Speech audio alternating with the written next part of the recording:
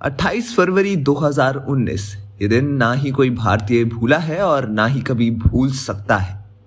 ये वो दिन था जब भारत के हर एक बच्चे का जबान पर सिर्फ एक ही रट थी, हमें हमारा सिपाही लौटाओ, हमें हमारे अभिनंदन लौटाओ। अभिनंदन वर्तमान एक भारतीय वायुसेना के फाइटर पायलट हैं, जिन्हें भारत और पाकिस्तान के बीच हवाई लड़ाई में उनके विमान को मार गिराए जाने के बाद 60 घंटे तक पाकिस्तान में कैद रखा गया था।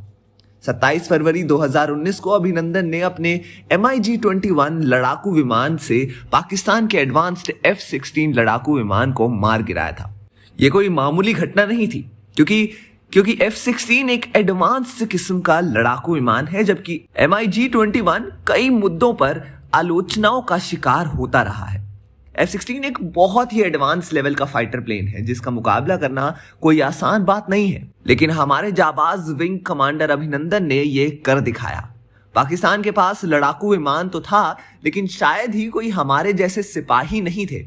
लेकिन आखिर में उनका प्लेन डैमेज होके पाकिस्तान के एक गांव में जा गिरा और उन्हें पीओ के एक गांव से गिरफ्तार कर लिया गया था, जिसके अगले दिन यानी 28 फरवरी 2019 को पाकिस्तान अभिनंदन को सही सलामत छोड़ने पर राजी हुआ था। इस दौरान पाकिस्तान की गिरफ्त में रहे अभिनंदन ने कुछ वीडियो भी सामने आए थे, जिसमें अभिनंदन का बेखौफ अंदाज साफ नजर आ रहा था। उनके चेहरों पर डरों का नामो निशान नहीं था, मानो अगर उनके मौत भी आ जाए तो वो खुशी खुशी ले लेंगे। अभिनंदन के वो वीडियो सोशल मीडिया पर भी काफी शेयर किए गए थे और अभिनंदन हिंदुस्तान के घर घर में फेमस हो गए थे। अभिनंदन वर्तमान का जन्म 21 जून 1983 को कांचीपुरम के तिरुपनमूर में हुआ था। अभिनंदन ने अपनी स्कूली शिक्षा सैनिक वेलफेयर स्कूल अमातावतीनगर चेन्नई में की और राष्ट्रीय रक्षा अकादमी से स्नातक किया। बाद में उन्हें बठिंडा में IAF केंद्रों में प्रशिक्षित किया गया और 19 जून 2006 को उन्हें उड़ान भरने के लिए पदोन्नत किया गया था। 27 फरवरी 2019 को भारत में पाकिस्तानी वायुसेना के साथ वापस लड़ते हुए अभिनंदन का विमान MiG-21 दुर्घटनाग्रस्त हो गया और वो पाकिस्तानी क्षेत्र में गिर गया।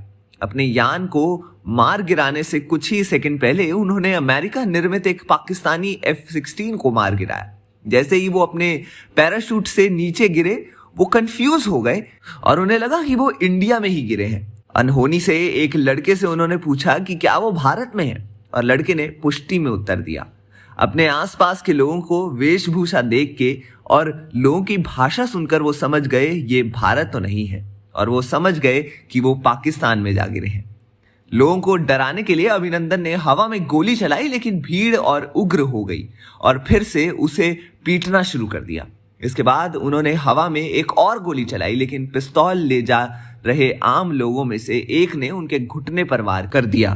वर्तमान ने तब अपनी पिस्तौल फेंक दी और कुछ दस्तावेज खा लिए जो वो अपनी जेब में रखे हुए थे, ताकि वो दुश्मन के हाथों में ना पड़े।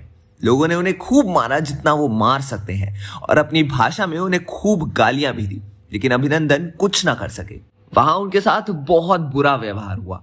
इसके बाद अभिनंदन को पाकिस्तानी सेना ने हिरासत में ले लिया था और उनके पकड़े जाने के बाद एक वीडियो सामने आया, जिसमें अभिनंदन को पाकिस्तानी सेना द्वारा बंधे हुए आंखों पर पट्टी बांधकर और उनके चेहरे से खून बहते हुए पूछताछ करते हुए दिखाया गया था।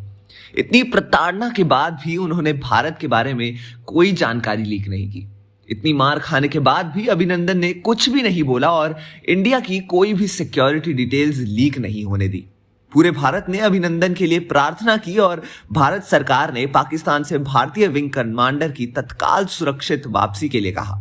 आखिरकार 1 मार्च 2019 को विंग कमांडर अभिनंदन को पाकिस्तान ने 60 घंटों के बाद रात करीब 9 बजे वाघा बॉर्डर पर भारत की BSF को सौंप दिया था।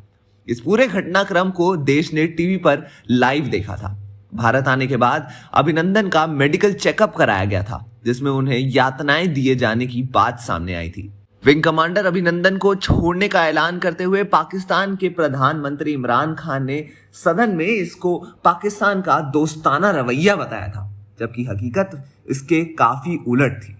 अब साफ हो चुका है कि पाकिस्तान इस बात से घबरा गया था कि अगर अभिनंदन को नहीं छोड़ा गया तो भारत कड़े कदम उठा सकता था। ये बात अब पूरी तरह से दुनिया के सामने आ चुकी है।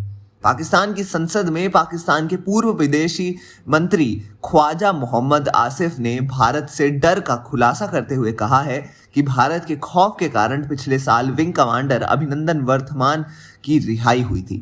भारत को खुश करने के लिए अभिनंदन को छोड़ा गया था।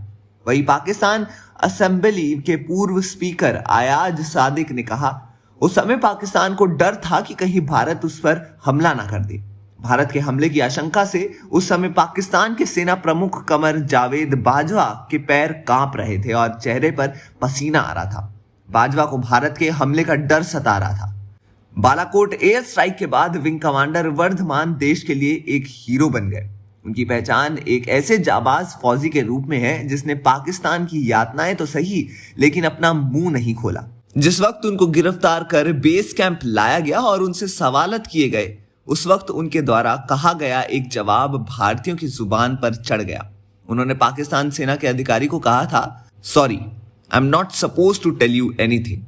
यह जवाब उन्होंने तब दिया था जब पाक अधिकारी ने उनसे पाकिस्तान में इस तरह से दाखिल होने का मकसद और उनके मिशन के बारे में पूछा था। भारत को गौरवान्वित करने के बाद अभिनंदन को अगस्त 2019 में वीर चक्र वीरता पुरस्कार से सम्मानित किया गया था। और ऐसे ही एक सैनिक की कहानी लेकर आ रहे हैं अब्बास मस्तान अपनी अगली फिल्म सोल्जर 2 में। तो दोस्तों, आप कितने एक्साइटेड हैं इस मूवी के लिए, हमें कमेंट सेक्शन में अपनी राय जरूर बताएं और देखते रहिए हमारा चैनल बॉलीग्राज स्टूडियोज।